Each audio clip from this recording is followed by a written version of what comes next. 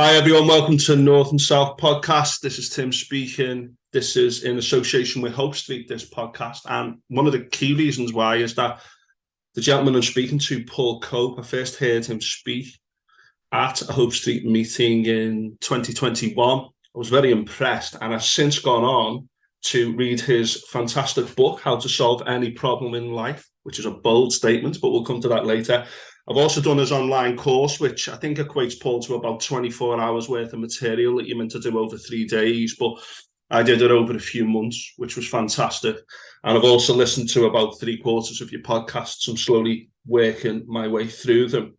So, Paul, you're an ex-lawyer and a life coach, and you believe in a holistic approach to living a better life by analysing the past and showing wisdom in the present. I know you were happy with me describing you that way. And I found your book, your course, and your podcast. I find them really user friendly, and you're probably the biggest single influence on me so far in terms of making me better. I've got issues in my life, and I think that I'm just so happy that I've been exposed to your work and heard about you and being able to delve deep into it. So I just want to thank you. I was a bit starstruck when you first appeared on the screen. So I'm going to stop talking now, Paul, and over to you. How would you describe your approach to life and how did you arrive there? Well, firstly, thank you for saying all those nice things. I don't think anyone ever gets used to that stuff being said to them. So yeah, thank you very much. I appreciate it, and I'm glad it's helped. How did I get to where I am? Well, I'm 42 now, so there's a long answer to that question, but the short answer is, I guess I've always been, since I was a little kid, I've always been quite. I heard someone use this word the other day, and I liked it. Contrarian. Like, I've always challenged stuff, and I know most kids do. Most kids do challenge stuff, but I was always the kid where, if you told me, if I asked why was something done the way it was done, and you said it's always been done like that, that was the worst thing you could say to me. My dad left me in his car once. I don't have that many childhood memories, but this is one I do have. He left me in his car once while he just went to the shops, and when he came back, I'd taken his dashboard apart of the car because I just remember those old, even now people like, you cigarette lighters in a car, but remember you used to have cigarette Yeah. lighters, and I pressed it, and when it popped out, like a wire came out with it, so I just started following the wire. By the time my dad got back, I was just sitting there in, like, the whole dashboard had come apart. And so I've just always been the person who could challenge things, question things. And then I actually ended up going down quite a mainstream path through education and stuff, became a lawyer. And then it was through the back of that just very much started questioning stuff. And the turning point in my adult life was depression, basically. Got to the point in my mid-30s where, on paper, if you'd have known me back then, or people who did know me, or if you write down what I had, it's everything the world tells us we should have in order to be happy. I was a successful lawyer. I had my own law firm. I'd worked for some of the biggest law firms on the planet. Spent my life trying to be a lawyer. Set up my own law firm, which was successful. Lived in a big city centre apartment. Owned 5 houses. Drove a flash car. Had money, and so on the surface was everything people would want. And behind the scenes, I was depressed. I was suicidal. I didn't, it was just like, there's got to be more to life than this. And that's when that sort of old thing kicked back in again of like, well, I'm not just going to settle for this. Then I'm gonna try and figure it out. And that's what started me on the path I'm on now, which was, I was dealing with loads of things in my life, loads of high level symptoms. So I was depressed, but I also had chronic health issues. My relationship with my wife was awful. I had money problems, even though I was always boom and bust with money. I would make loads of money, but then I could never keep it, and it would always go. Just problems right across my life, and I just started dealing with different things. And the other side of me is, this is where my life has sort of come together in different ways. I've always been the person looking to solve problems. And even as a lawyer, when clients would bring problems to me, most lawyers will just deal with the problem that's presented to them. But I would always be like, no, well, how can we get to the bottom of this? What's the thing that's causing this problem? I used to have my best clients used to create issues all the time. And to most lawyers, that's like, they're made up because they just get ongoing work forever. And I used to say to them, no, I don't want you to keep getting in these situations. How can we solve the root of the problem so you don't get in these situations all the time, which isn't good for me as your lawyer because I'll earn less money, but it's better for you, which is what I'm meant to be doing. And what I realised was, as a lawyer, people don't want to hear that really, and loads of different things came together then for me to come down this path and really get to the root of stuff, which was, looking at the psychology, looking at emotions, looking at what's really going on behind the scenes in all of our lives. Yeah, and I think that deeper level of analysis, I think, constantly asking why, I think that shines through in all your work. That there's deeper reasons why these things are happening, and you often speak. You don't dismiss the self-help world. The idea that like you know, you can wake up and say, right, I'm going to have a good day, and just say that, and everything's great. And there is a lot of utility in those kind of things to a degree. But with you, it's very much about cut and branch, looking at the deep aspects of what makes a person. So what you say is that you need to look at the past, and self-help isn't enough because that's looking at a fairly superficial level, and you really need to go deep. And how would you say, what kind of things influenced you in the pursuit of that, and how complex did that make the mission, if you like? Well, the big thing about me with sort of the traditional personal development and self-help world is I'm pretty much like gamekeeper turned poacher.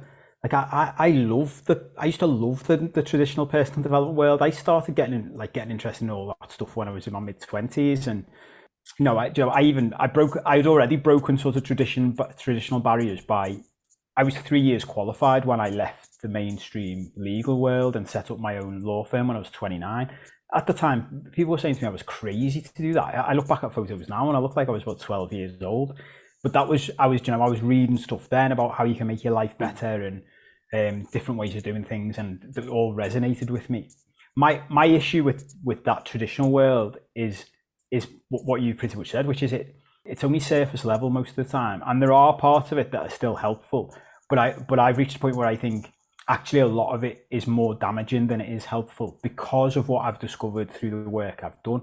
And where I got to was I probably spent 15, 20 years building my life around that traditional personal development and self-help world, and realized that that was still contributing to me being depressed. And it was helping me, for example, build a business and make money and buy houses, but that wasn't solving the problem deep inside my soul, which was I was unfulfilled and I was empty, and I just kept doing these things. And when I look at the sort of personal development world, especially, and the financial side of that, and even things like the fitness side, what I see a lot of are remnants of what I've discovered with where I've gone now, which is the root cause of everything, to sum it all up for me, is low self-esteem, low self-worth, what we think about ourselves deep inside. The problem with the personal development world is most of it is built on that premise without knowing it. It's built on, we already feel like we're not good enough, and the way we will feel better is if we get more. So if we make more money, or if we get fitter, or if we sleep with more women, or if we marry a better husband, or if we buy a new car. And loads of the personal development world will help you do all of that, but I don't think it does it intentionally. And I think most things in life are well intentioned, but what it doesn't account for is actually what you're just building on top of this low self-worth. And the problem with that is, no matter how much you get, you will never feel fulfilled. You will never feel good enough, because the external stuff just isn't enough. And that's where this just led me to dig deeper, basically, to be like, well, that stuff just isn't working. I've done loads of that, and loads of people who come to me have done the same. Like, I've done all this stuff, Paul, and I'm still not happy. So what do I do next? And I'm like, oh, it's this alternative way, which is, it's deeper. It's going inside yourself, not to the external world. And it's all, I mean, none of this stuff is new. My take on it is, Joe, probably a modern interpretation, and bringing lots and lots of different aspects of the world together to try and make it simple for people to understand. But loads of this stuff goes back thousands of years, and it's almost the modern world has forgotten it in part. And because we're so distracted now with bright, shiny things in the external world, that we've forgotten sort of this ancient wisdom of it's inside us that is the most important place. And this, I mean, you can go really deep with this. This is in like spiritual and religious texts. This is basically what the Bible says. And I'm not a religious person. I am very spiritual these days, but I wouldn't class myself as religious, even though I was raised a Catholic. And But when the older I've got, the more I read like snippets of religious texts, and that's what these things are saying. Like the kingdom of heaven is inside us, is said in the Bible. That basically is what this is about. Like the kingdom of heaven isn't a place we go to like after we die. It's a place inside us where we can find it ourselves, and that's what we're getting very deep and spiritual very early. But that's what this is all about, really. Which is if you can do that work, if you can face yourself and you go deep inside you and figure all this stuff out, actually the external stuff doesn't matter anymore, and then you don't need this traditional personal development world, and there are still bits of it that you can plug in that will help. I think you said in the past that 50% of what you kind of put forward as your holistic approach to life you've picked up from others, and 50% of it is kind of things you worked out, but you've got it into a coherent whole where you're looking at not just the present, but looking at the past and the deep elements of the psyche. Now, one of the most interesting aspects of your philosophy, if you like, and your work is the idea of multi-personalities. And this is something I've found incredibly useful because when I first heard you refer to this, I was doing some counseling and we were doing transactional analysis where you look at the idea of the parent, the adult, and the child that exists within your psyche. And then around the same time, I heard you use your multi-personality approach, which you say you've heard from others, but you've gathered together and very much made your own. I found this unbelievably useful. How would you explain the multi-personality approach and the idea of the control deck and the mic to someone who is listening to this who isn't used to what you've put forward? The short version is we've all been raised with this idea that there's just one of us. Like there's just Tim, there's just Paul. And that's fundamentally wrong and fundamentally causes us loads of problems. So the way I encourage everyone to look at it now is rather than think of yourself as one person, think of yourself as like a massive ship, like the Starship Enterprise or a big boat or a spaceship out in space. And picture that like control deck on one of those ships. That's where everything's run from. It's the computers, it's the switches, it's the screens, and it's got a team of people in there. And picture that inside your head. That's what's going on inside us. Like that's what's running us basically. And there's loads behind this, and there's loads of different elements to it. But basically, from the moment we're born, that control deck exists in order to keep us alive and to meet our emotional needs and practical needs in life, which is a separate and important conversation. But it's not there to make us happy. This is really important. It's not there to make us happy. It's there to keep us alive and to meet our needs. And what happens is from when we're a young child, the way the vast majority of us are raised is we're not cut out for the world in which we're born into. This is a very strange world that we live in, that humans were not built to live in. And what our control deck does is it creates adaptations. It creates new versions of us in order to cope with parts of the world that the real version of us can't deal with. So the way I look at it is my interpretation of all of this is, and when people talk about the ego and personalities and archetypes and things, is that there's a real version of us, which is the true original little Tim, little Paul. That's the real version of us. And over time, this control deck inside our psyche creates new versions of us to help us deal with life. And over life, decades, what we end up with is a whole cast of characters. And the easy example I always give in my old life was what everybody in my old life would know me as, which was Kopi, which was my nickname. And Kopi was a very exuberant, outgoing, charismatic, extroverted, life and soul of the party personality. That is not who I am at heart. And most people who've ever met me question this. I've even got good mates from uni. The first time I told them about this, they were like, this is just nonsense. Like, that is who you are. And I was like, no, it's not. I'm actually, like, if you ask my family, I was a very shy, quiet little boy, very introverted. When I'm by myself, I love spending time by myself. It actually takes me a lot of energy to be extroverted and to be outgoing and to be around a lot of other people. But that was a character I developed in order to survive in a very loud family, in a very loud city, in a very extroverted world, where I needed a character that could do all of those things. So, bounce into a pub and sing karaoke and dance and talk to lots of people. And that's the perfect example of that. Like, my psyche, my control deck had created that character in order to help me survive in the world. And that was one of many. So the work I do a big part of the work I do with people is helping them to identify all of these different personalities we've created in our life and why we've created them. Because the twist in that story is, why, even though we create them ourselves, a lot of those characters we end up not liking. There are parts of us that they meet our needs and they help us to survive, but we fundamentally don't like what they do in our life. And that's because they meet our needs and keep us alive by doing things in a subconscious and unhealthy way.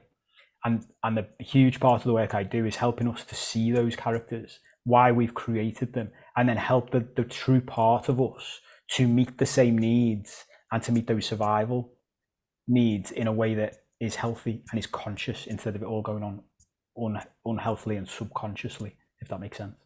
Yeah, and just obviously people watching listening to this won't be able to see this, but I've actually got a little book where I wrote all my characters down. Now, you could read in a book when you wake up in the morning, go past the mirror and say, "Yeah, I love you." You know what I mean? And you can kind of start doing that tomorrow, and it's fairly straightforward. But what you espouse and promote and encourage is this examination of the deep psychology of individuals. It takes work.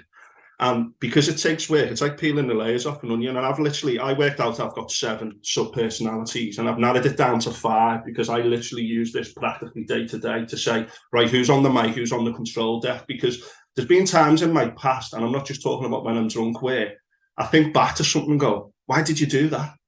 And I literally don't know why I did it, because it's like that person who did it is another person.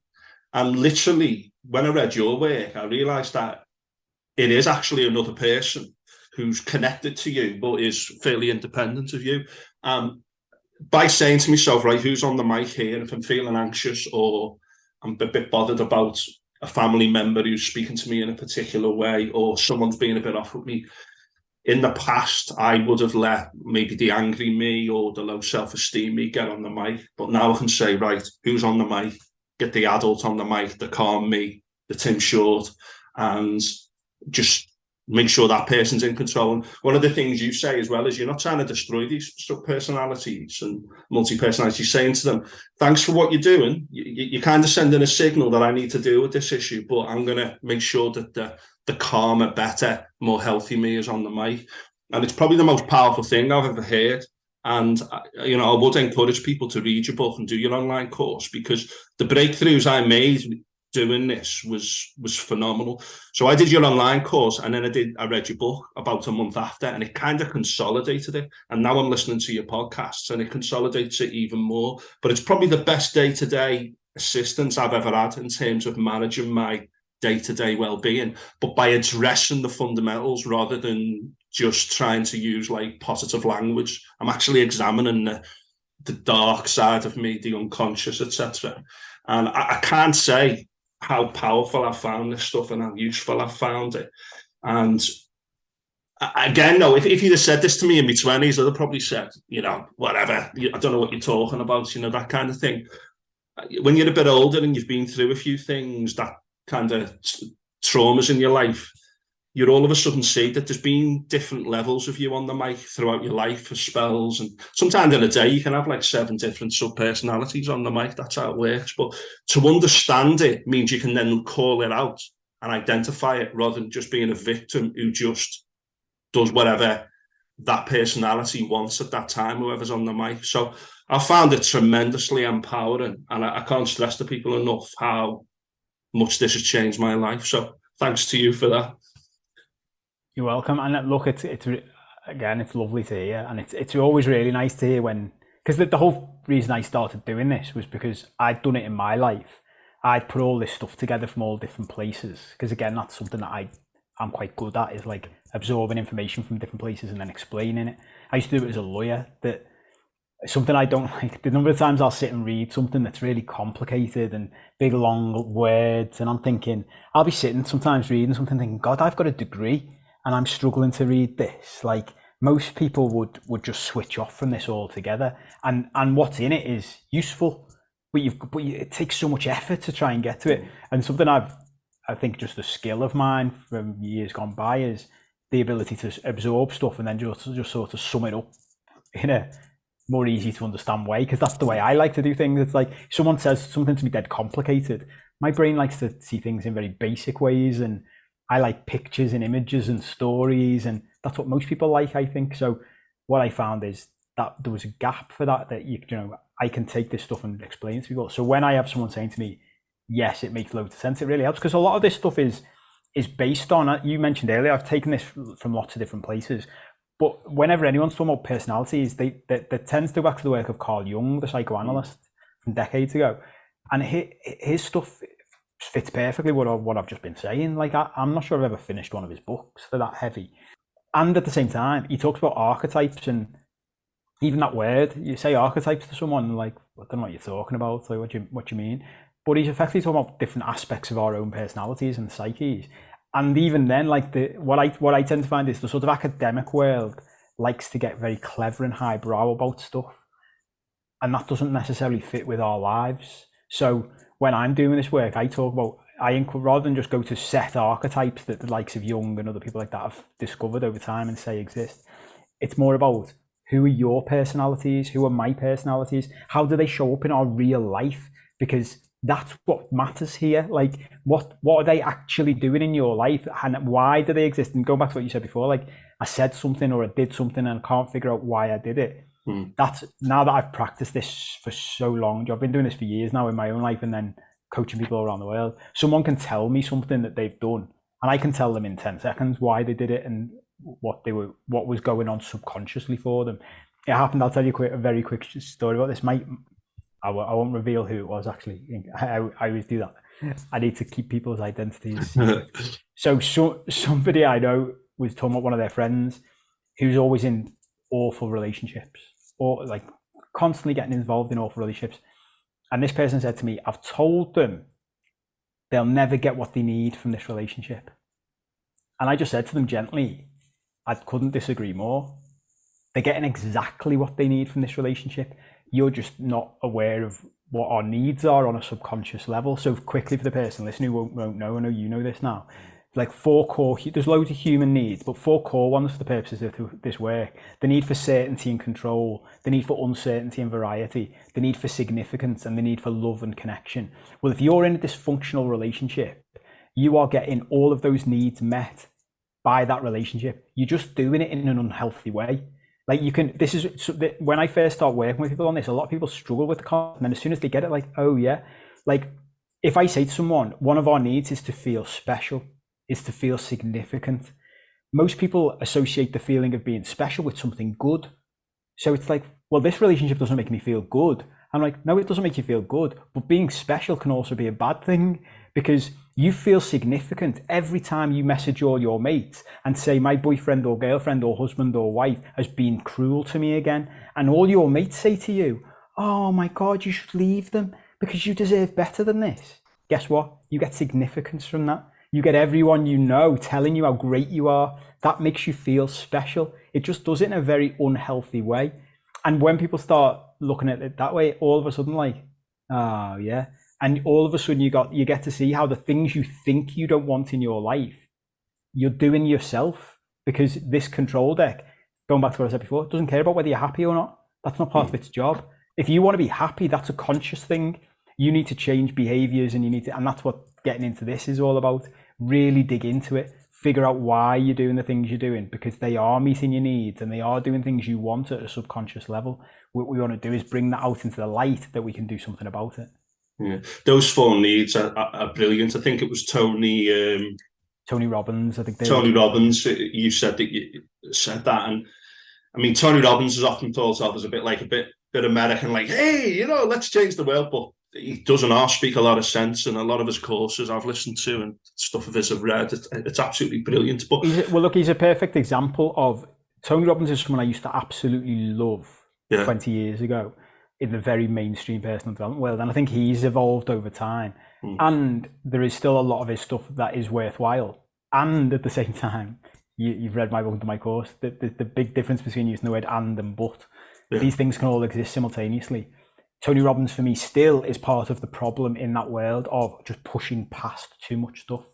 Like, if you get up in the morning and you feel down, get in an ice bath and tell yourself you're great and put on some loud music and get on with your day.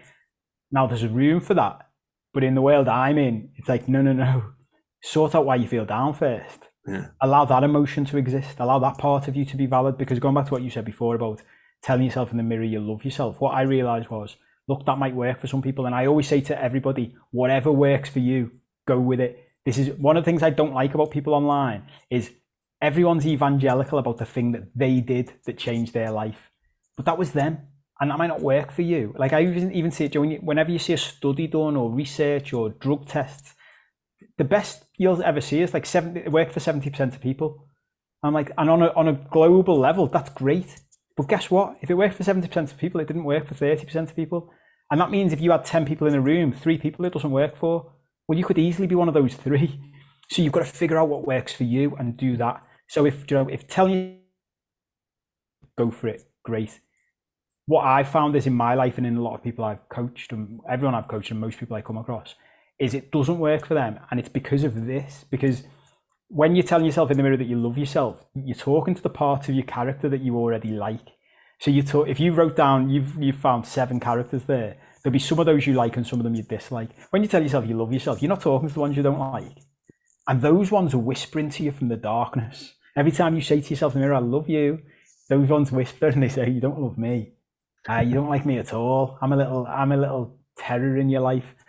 And they're the most important part, because learning how to love them is where true development comes from. That's how you get to love yourself properly for who you are. That's how you build self-worth. And that's how you get to a point where the outside world doesn't bother you anymore. I think that's very empowering. But I mean, doing your course and reading your book, you do lots of exercises which build this all up. You know, that like, let's think about the good characters and the bad characters. What do they do? How are they meeting your needs? And it's good the way that you reveal it gradually and get deeper and deeper. Now, one thing I would say about your work is it's very, very positive. We're talking about like not being like, you know, toxic positivity and stuff, like getting the ice bath and all that and listen to inspirational music. But it's very, very positive, your work, in terms of it saying at some level, you're going to look at the basics of everything about you. And that's why your book's called How to Solve Any Problems in Your Life. And we're kind of touching on that now, but it really does give someone a chance to look at everything about their life. But it's also one of its big mantras is, or your work's big mantras is, to be kind and take responsibility. So you're saying to people, be kind to yourself, be kind to others, take responsibility. Let's really, really, really look at this and let's see how deep we can go and what we can reveal. Did you have any qualms about using that title for your book? Because I think you've actually achieved it. But did you have any qualms about that? How did you get past that using that title? Well, it's dead interesting because that comes up a lot. Obviously, people often say to me it's a bold claim, Yeah. and it came up because I was doing some traveling a couple of years ago before I'd written the book, and I just started. I'd been coaching people and these ideas and philosophies I was using, and I was living in a community house in Spain where the idea is everybody brings something to the group. So you share something that you do with the group, and every few days someone shares something and there's 20 people and you do a presentation, and they said to me, what can you do? And I said, well, I could talk about what I coach people on and, you know, how I've changed my life. And they said to me, what would you call the session? And they were the words that came out of my life, out of my mouth. I just said out loud, how to solve any problem in life. And when I said it, there was a room of about 15 people. Everyone stopped and looked at me and went, that's a bold claim. And I went, yeah. And then later on in the week, I did the presentation and everyone loved it. And I ended up doing it 3 times in the space of 2 weeks because people kept asking to see it again, or new people came and they were like, Paul, will you do your presentation again? Everyone really liked it. And it just made me realize, yeah, you know, if it's a bold claim, but I stand behind it, and it's because of what I found in my own life. And I've literally done this with anybody who comes to me with anything. And the problem we've got with this is, like, whenever I speak to marketers, I've done loads of marketing over my life in running different businesses and stuff. They all say the same thing. You need to be niche. You need to be more specific. You need to, you know, what problem is it specifically? And they hate it when you say, I can help anyone with anything. Yeah. Because that's not targeted enough for marketing. So it actually damages what I do from a marketing perspective. I'd be better off just focusing on one thing and saying, I can help you with that. But it's wider than that, so I'm not going to water it down. it all comes back to my realization that all of my problems in life came down to this one thing, and I don't care what it is. When people bring me things, I can show them how the real problem is that they don't feel good enough inside, that they have low self-worth, and loads of people don't even want to hear that. Like, they don't want to know that, because our ego, our confidence. I was a very self-confident person. Even my own mum, when I first revealed this to friends and family, they were like, it's nonsense. It's nonsense that you've got low self-esteem. And I was like, why? And they said, you're the most confident person we know. And I was like, confidence and self-esteem are two completely different things. Confidence is an external thing. I'd created characters that were very confident in what I was doing. The problem was internally, like deep down, I didn't feel good enough. And when you've seen what I've seen now, it becomes a self-fulfilling prophecy, and I'm acutely aware of that. I talk about confirmation bias in the book, and everyone's life is riddled with us just proving to ourselves what we really think. So I do my best to challenge that all the time, whilst acknowledging it's difficult. But the reality is, everyone I've ever coached with problems all across the board, depression, addictions, ADHD, anger problems, relationship problems, weight problems, we never talk about the problem. I give a story in the book, and it's a guy a former client who shared his story on my podcast, so you can hear his full interview when we talk about this. He came to me with addiction problems and said, I've seen a therapist, my relationship's in trouble, I might lose my kid, but I've looked at some of your stuff and I think you might be able to help. I was like, great, let's get into it. It was something like 6 to 8 weeks later, he came onto a call and said to me, do you know what, Paul, this is mad. I came onto this call thinking about, what do I need to talk to you about? And I was thinking about work, like, I want to talk to you about some stuff from work. And then he said, I realized I came to you 6 to 8 weeks ago with addiction problems. I'm not even thinking about them now. And I said to him, well, that's really good. And he went, but it doesn't make any sense. And I went, why? And he said, we haven't talked about addiction once. And I laughed and said, I know. I went, it's because it's got nothing to do with addiction. That's just the surface level. And the problem we have, and it's my issue with the likes of AA and stuff like that. And again, the same caveat, if it works for you, brilliant. But the problem with things like AA is they focus on the symptom. You literally sit in a group and tell yourself every week you're an alcoholic. Guess what? It's going to keep you as an alcoholic. You're counting the days since you last had a drink. Guess what? I heard Tony Robbins say this once, again, credit him. The only reason you count the days since you last had a drink is so that next time you have a drink, you can tell people how long it's been since you had your last one. If you've give up drinking, you've give up drinking, but it's not about drinking. And I see this a lot. Watch out for this for the listener. If you see someone, I see this a lot, right?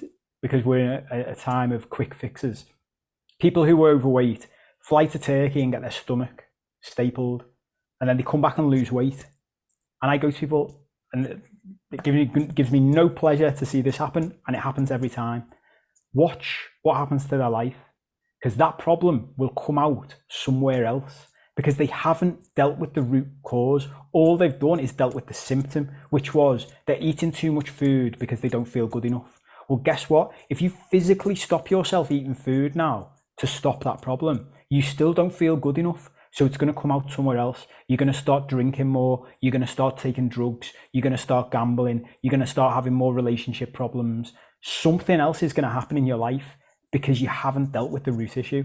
And what this stuff does is it gets right to the root, and magically it takes away loads of things all at once. So someone might come to me with an addiction issue, and 6 months later they'll say to me, do you know what's really interesting, Paul? My relationship with my wife's got better. And I'll be like, yeah. Because guess what? The problems in your relationship were also caused by low self-worth. Your stuff in work that was going wrong, that was caused by low self-worth. You were drinking too much. The number of people, because I'm a big football fan, the number of people who say to me, I've completely changed my relationship with football. I'm like, why? Just not as angry about it anymore. Just not as invested in it anymore. Why? Because all of those things were caused by low self-worth. It's magic, and that's why I'm still confident saying it all comes down to the same thing. And the title "How to Solve Any Problem in Life" is right, because even I work with businesses and business owners and stuff. Bring me a business problem and I'll show you how it's not a business problem at all. It just comes down to low self-worth and how you don't feel good enough, because no matter what it is just a symptom you're looking at. Yeah, I think I wasn't happy with the way I was at work and in my working life, and by establishing who's on the mic, I've kind of dealt with my work issues. I've just said, right, who's on the mic here while you're approaching this problem? And just by that alone, I wouldn't say I've got work just completely, but I just feel better in my day-to-day work reality by knowing who's in charge and who's on the mic, who's in charge of the control deck at that particular time. And it's so powerful, this stuff. And as you say, you're looking at the root causes rather than the more superficial elements. One of the things I found very useful as well is the sliding scale, 1 to 100, because we tend to have a very binary approach to like good day, bad day, but you advocate using the sliding scale to give more of a sense of perspective. Do you want to talk very briefly about that? Yeah, it's a key. It's one of the many parts of this work that's key to it all coming together. And that is, we are raised in a world, and I could talk for hours on how I think it's done purposefully by the powers that be. But we're raised in a world that's very black and white. So everything is forced into boxes, no matter what it is. Like, just think about your life generally. In the UK, you're either a Labour or a Conservative voter, pretty much. In the US, it's Republican or Democrat. Red or blue, black or white, colour of our skin, black or white. It's all nonsense. What I've realised is, if we look at things, and instead of saying it's one or the other, look at things on a scale, no matter what it is. So on a scale of 0 to 100, with 100 being the top end of the scale and 0 being the bottom, it helps you to have a more nuanced approach to life.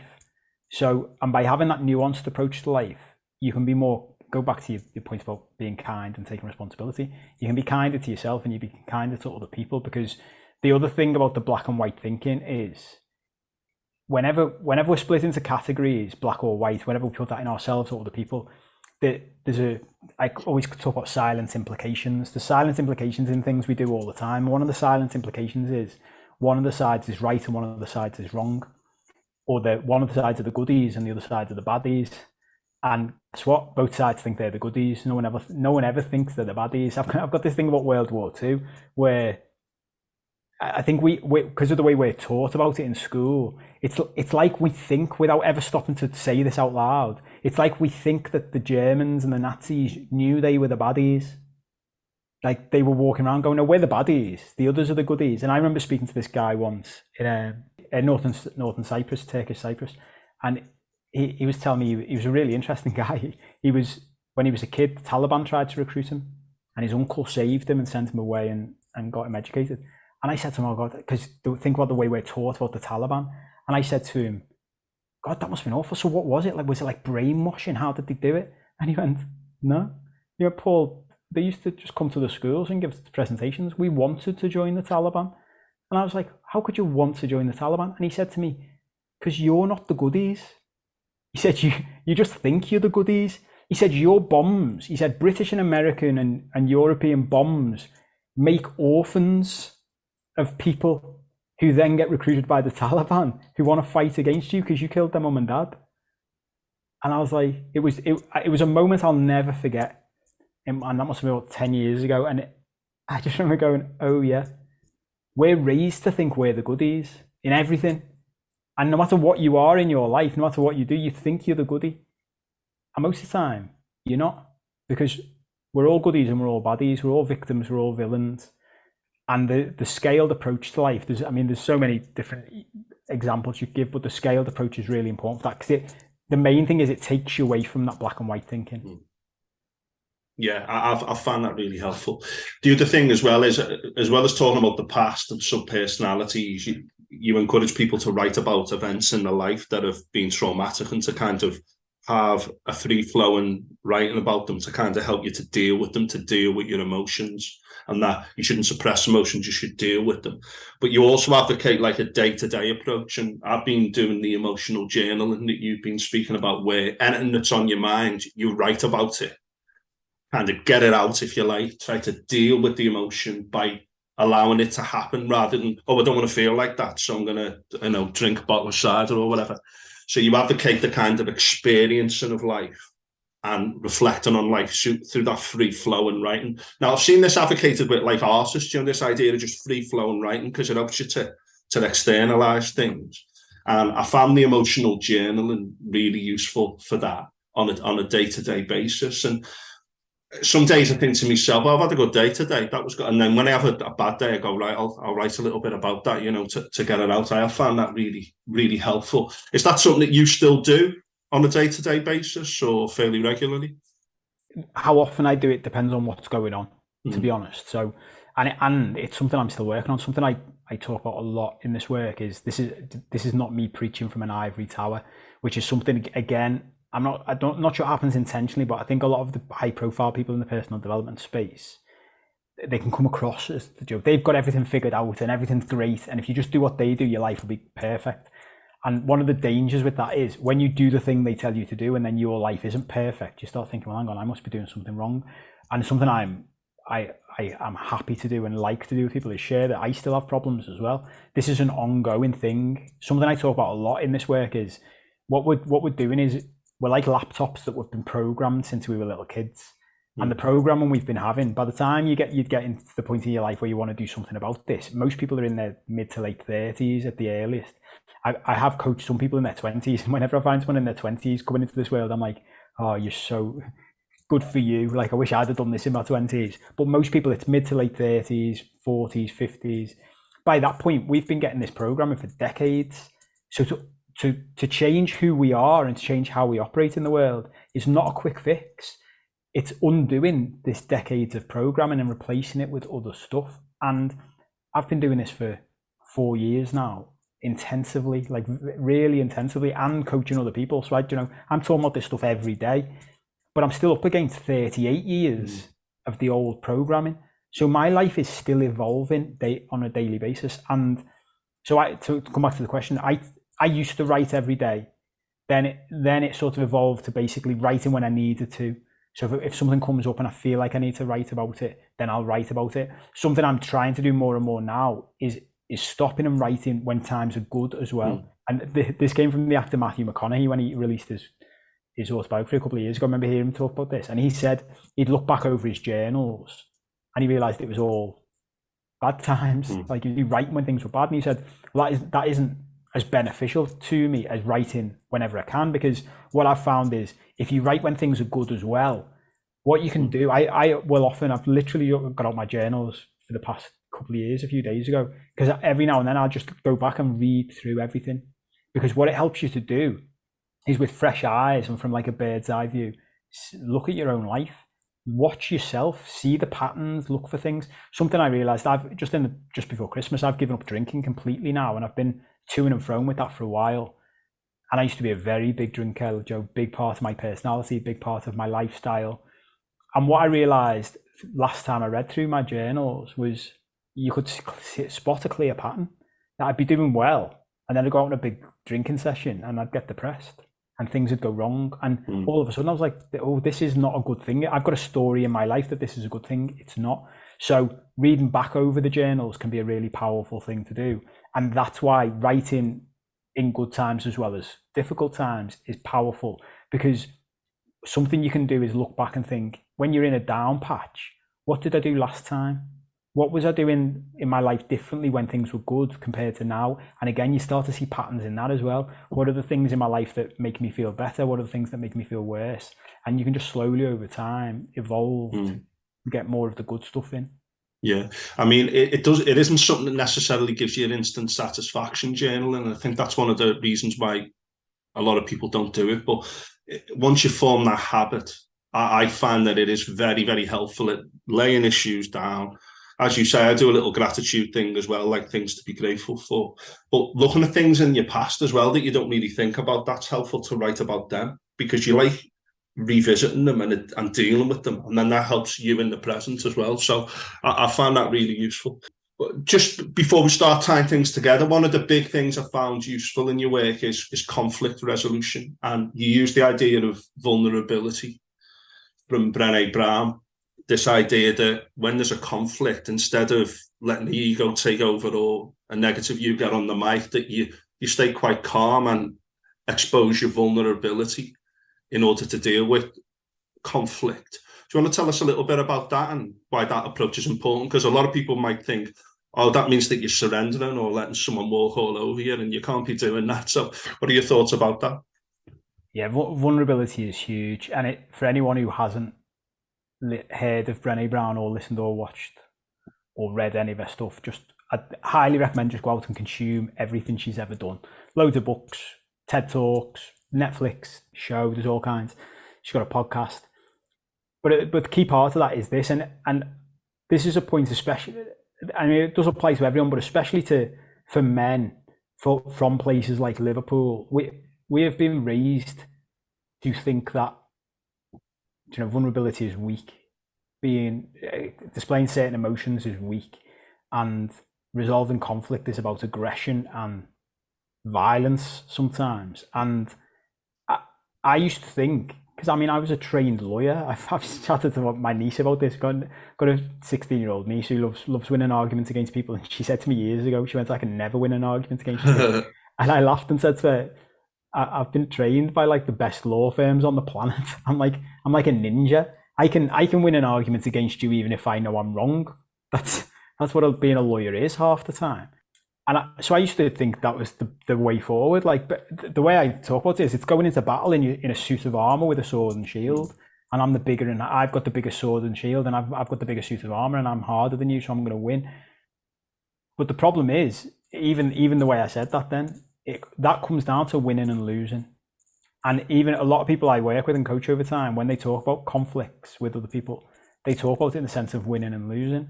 And I say to them now that what you've got to remember is, if you're in a situation with someone, whether it's someone you love or someone you work with, where there's a winner and a loser, you've both already lost. That's not going to be good for anybody. Like, your ego likes to win. It likes other people to lose. But in the long term, for your emotional well-being, for your peacefulness, to feel content in the world, beating other people into submission so that your ego can win, it's not good for you and it's not good for them. What vulnerability is basically us coming into the same situation and saying to the other person and going first. And this is the bit about it being vulnerable and difficult. You say to the other person, "I'm going to put down my sword and shield, and I'm going to take off my suit of armor, and I'm just going to stand here in my underpants, and I just want to talk." And you've got to be careful doing that. Like, don't do that literally, because you'll get arrested. But, you know, metaphorically, what I've found is, I've gone from thinking that being the biggest man in the biggest suit of armor with the biggest sword is the most powerful thing you can do in life, to completely changing my mind. The single biggest, most powerful thing I have ever seen and done in my life is be vulnerable. Because if you go into a fight with a sword and shield, you are going to come up against other people who think they're harder than you. And some of them will be. Some of them will have a bigger sword. Some of them will be bigger fighters. If you go into a situation and you show complete vulnerability, and you can just be you, and you can just be open and honest with someone, and you can tell them that you're going into a conversation about something that's a conflict, and saying to them, "Look, I'll be completely honest with you. I'm actually quite scared coming into this conversation, and I'm worried about what you think of me. I'm worried about what the reaction is going to be, and I'm worried about what the fallout is going to be. And what I'd like to do is just see if we can both get to a place with this where we both win and everything comes out and we both feel better afterwards. I think that'd be better for everybody." I have never once gone into a conversation like that and not come out with a good result.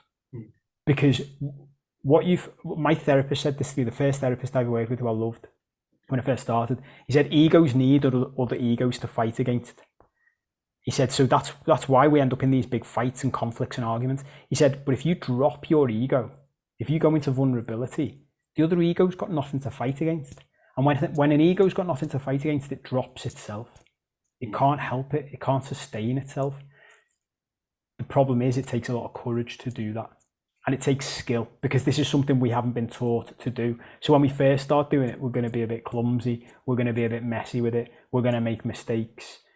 And that's where doubling down on the vulnerability is the most important thing again. Because when we get afraid, we want to pick up our sword and shield again.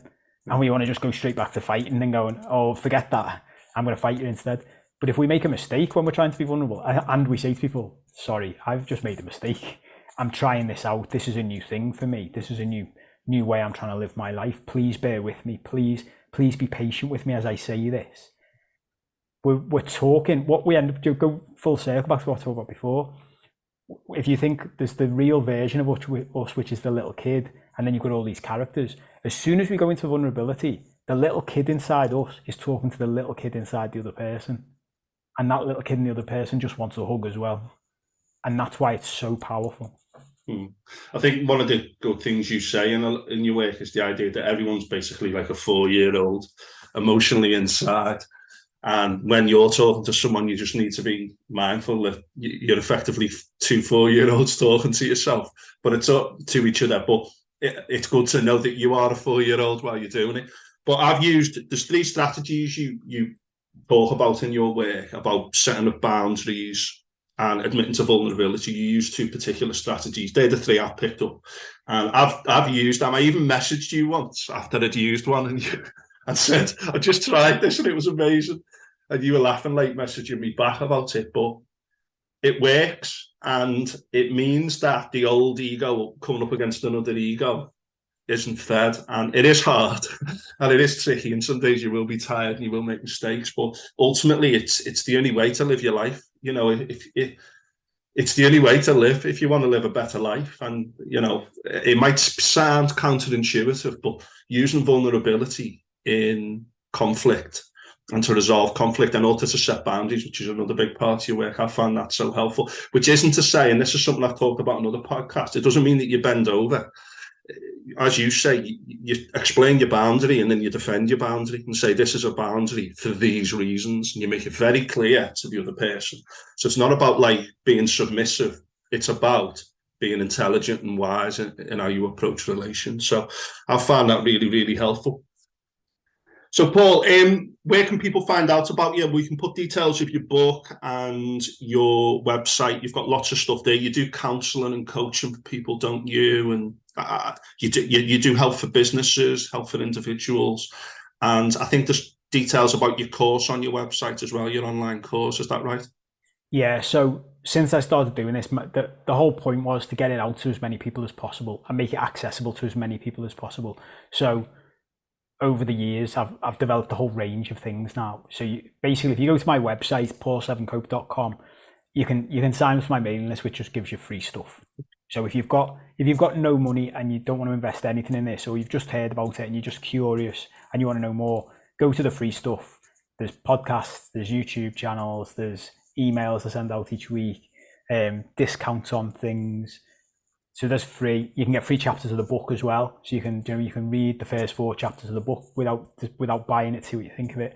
Then if you want to go further, there's the book and the audio book, which are 10, 15 quid, whatever they are, which is the full, it's everything from start to finish, as you've seen, but it's in a book.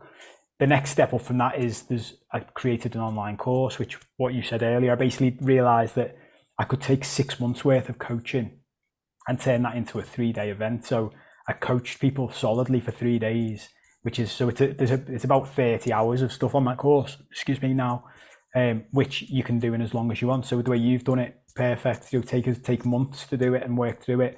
If you want to put a few days aside and smash it, you can. But the reality is this stuff is stuff to revisit all the time anyway. So you want to come back to it. I still go over it all the time.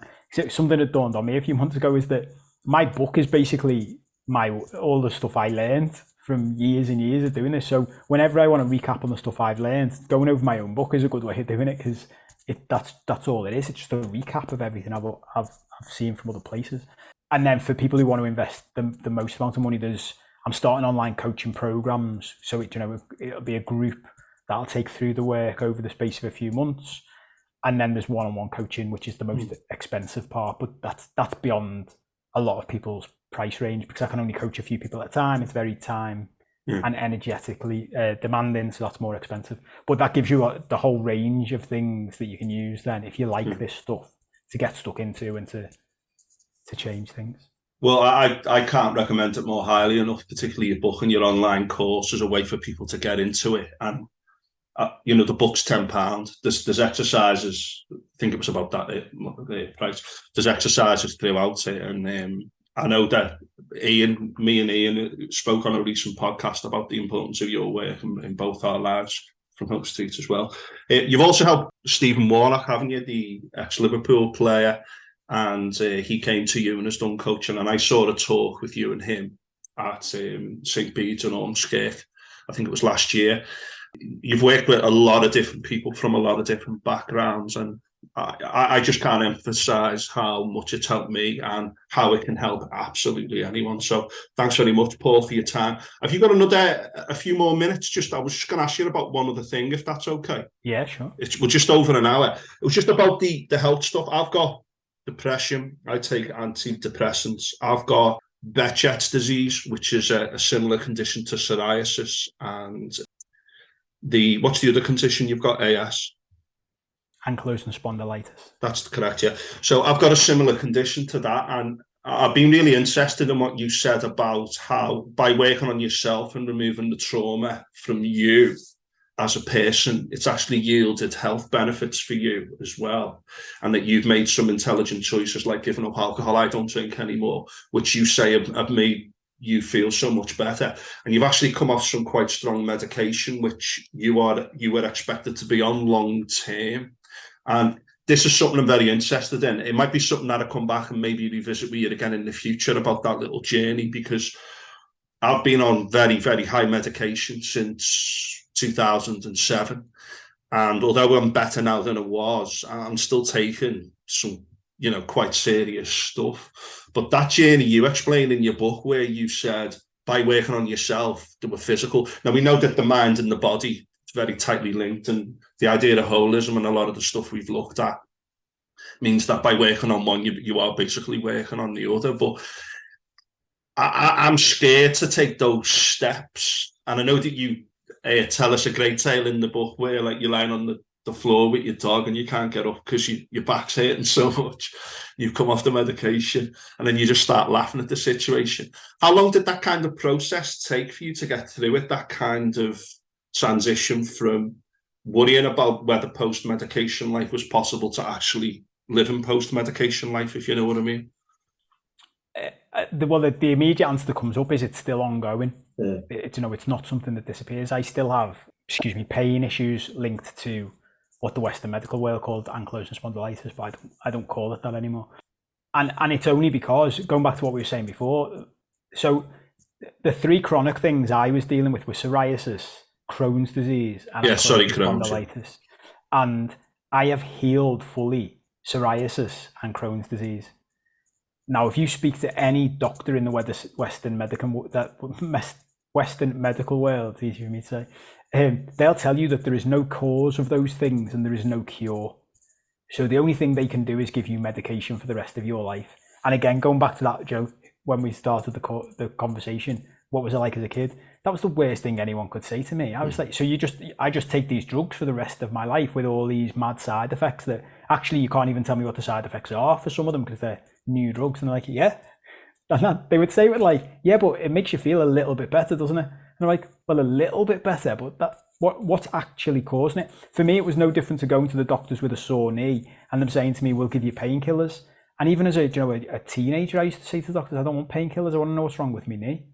Like if you just give me painkillers and I've got a bad knee and I can't feel the pain anymore, I'm going to make my knee worse, aren't I?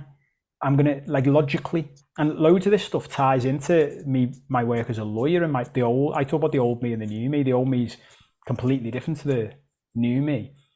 But loads of this stuff, people get lost because it becomes woo-woo and, it's just a bit out there. And I talk people through and go, no, we can stick to logic. And this makes perfect sense. Like, if a doctor can't tell you what's wrong with your knee, but they'll give you painkillers, and then you keep exercising on your knee, or your knee's going to get worse, isn't it? Because you don't know what's wrong with it. And if I tell you that I know people who have fixed their knee, wouldn't you rather know how they fixed their knee and go to them instead of the man in the white coat who's just giving you painkillers? And that's where I got to with all this stuff, which was, I just had such a strong belief.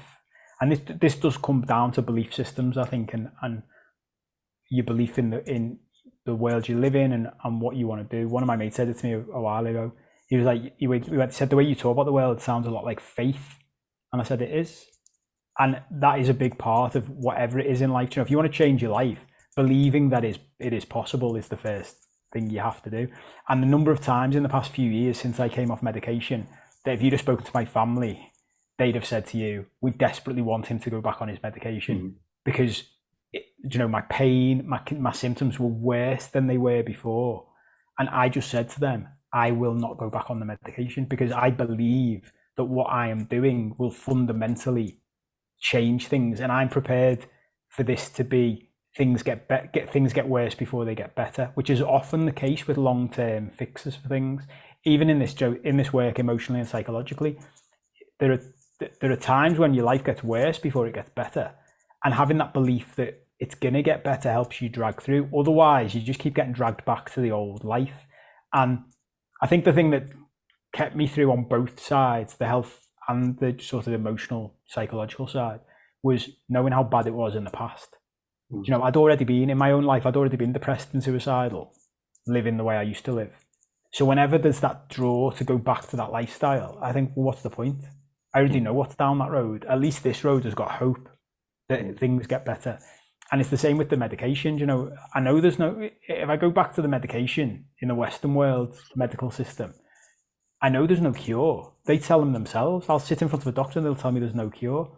Well, I know people who have cured 100% from all of these things, and it's not make believe. Like, they've literally done it. That's where this comes from. So I just believe that, you know, when we've had decades of our systems being programmed in a certain way, to undo that stuff just takes a bit of time. And, you know, psoriasis, I know my body really well now, so I can see when I suppress emotions and something will flare up, and it's just like a little barometer for me now that helps me move forward.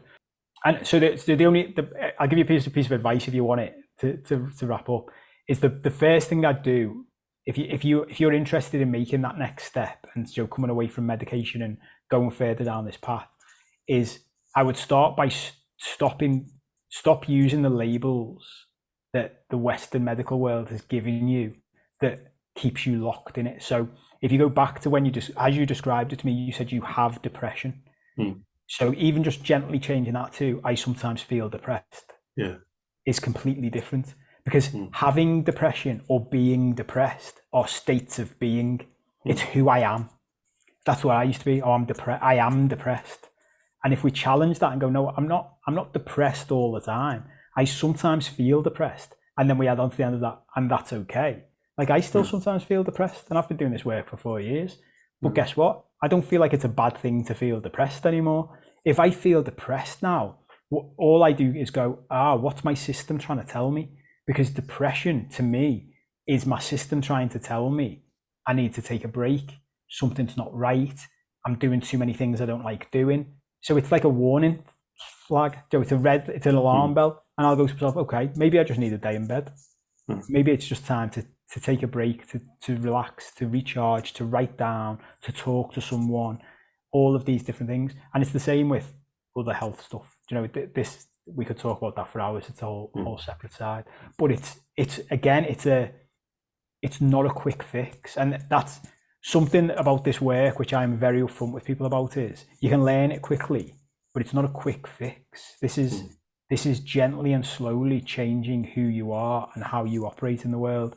No different to, there are people out there who will tell you if you want to lose weight that you can do it in 2 weeks.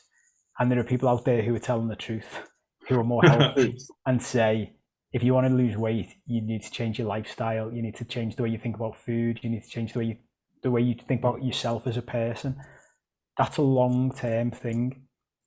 And what I'd encourage anybody listening to get away from in any aspect of their life that they want to change is the idea that it will change quickly and it will stick. As soon as we accept that we're always a student, which is a big part of this work, like, I'm always going to be learning this stuff for the rest of my life, it just makes it so much easier, because it takes the pressure off. I don't need to figure this all out in 10 minutes. I don't need to have done it all this year. I've got the rest of my life to slowly figure it out and to slowly make changes. And if I've made a change in a year from now, that's great. If I make a change in 2 years from now, that's great. We're slowly progressing in the right direction, and that's the most important thing. Yeah. When my health problems started, it kind of came at a time when I was really stressed and I was overworked and not sleeping enough. And I've made a lot of changes since then that aren't in the textbook, as a way that might be, like, I've started doing regular acupuncture, meditation. I changed my diet for healthier stuff, etc. And I do feel a lot better. But that Western approach, it is very, very limiting. And, you know, the benefits of science, yeah, we haven't got smallpox anymore. You know, we're not going down that rabbit hole today. But there are other perspectives out there which we often overlook. I think people need to take responsibility and get interested and be kind with their physical health as well as their mental health, and they do interlock. And I think that's a very important breakthrough to acknowledge that.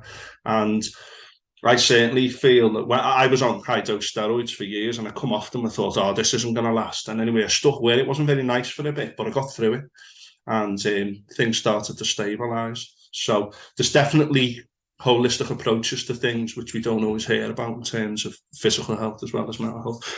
Paul, thank you very much for your time.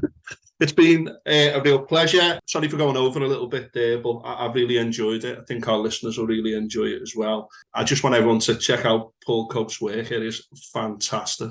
You know, I teach in schools. I know that you were interested in maybe looking at doing some work in schools. Have you had any interest, or have you thought about how that might happen moving forward? Is it something that you've looked at in any detail, or? It's not something I've looked at in any detail, but a couple of people have mentioned it to me, and I'd be more than happy to explore it. Definitely. This stuff, everyone who learns this stuff says the same thing, which is I can't believe it's not taught in schools. Yeah. And I can go down more rabbit holes as to exactly why I think it's not. But for me, you teach kids this, it will transform their lives. I'm in a new relationship now, and fortunate to have two little beautiful step boys in my life, and stepchildren who are little boys, 3 and 4 years old. And doing this work with 3 and 4 year olds, when I first started dating my partner over a year ago, she said to me, they're too young to learn this stuff. And I went, how old do you think we were when we started learning the bad stuff? We were all soaking this up, all this negative programming we've been getting, we've all been soaking up since we were that age. So actually they do get it, and you can talk to them gently about this stuff. Even telling kids that all their emotions are valid, and when they're upset, it's okay to be upset.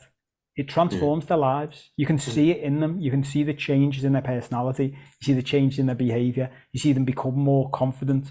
You can see them, their behavior patterns already going in a trending in a more positive direction. So yeah, I'd love to talk to schools about this.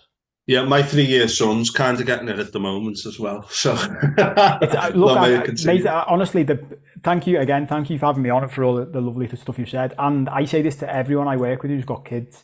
The greatest gift you can give to your kids is to do this work. Not to do it on them, to do it on you.